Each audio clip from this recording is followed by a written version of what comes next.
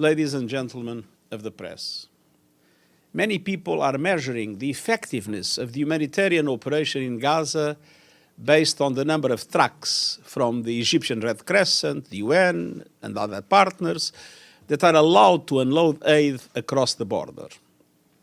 This is a mistake. The real problem is that the way Israel is conducting this offensive is creating massive obstacles to the distribution of humanitarian aid inside Gaza. An effective aid operation in Gaza requires security, staff who can work in safety, logistical capacity, and the resumption of commercial activity. These four elements do not exist. First, security. We are providing aid in a war zone. The intense Israeli bombardment and active combat in densely populated urban areas throughout Gaza threaten the lives of civilians and humanitarian aid workers alike. We waited 71 days for Israel finally to allow aid to enter Gaza via the Kerem Shalom crossing.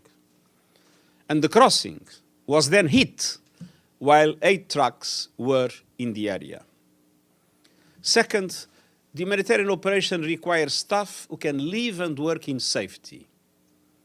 136 of our colleagues in Gaza have been killed in 75 days, something we have never seen in the history of the United Nations. Nowhere is safe in Gaza. I honor the women and men who have made the ultimate sacrifice, and I pay tribute to the thousands of humanitarian aid workers who are risking their health and lives in Gaza even as I speak. Most of our staff have been forced from their homes. All of them spend hours each day simply struggling to survive and to support their families. It is a miracle that they have been able to continue working under these conditions.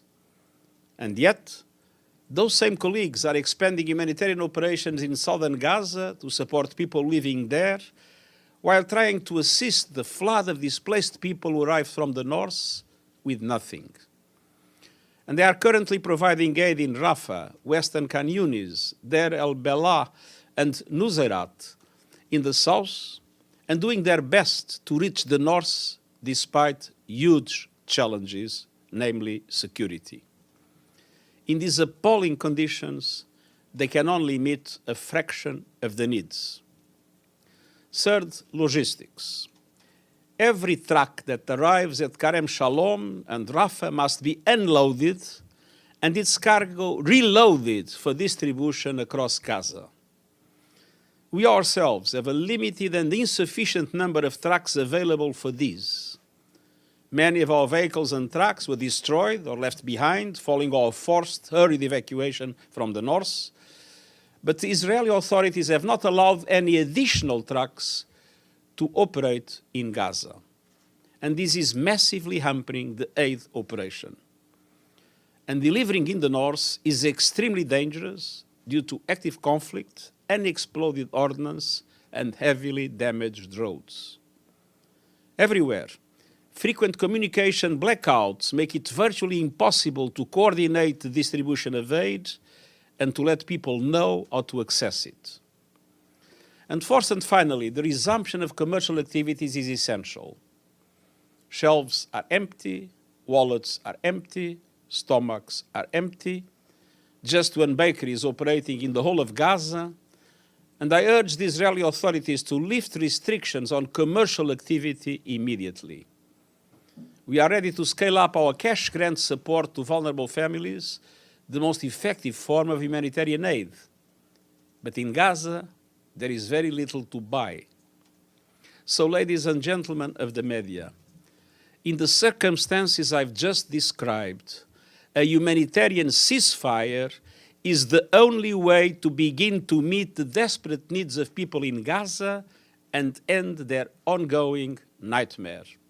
From breaking news, detailed analysis, in-depth interviews, and explainers, follow the Times of India.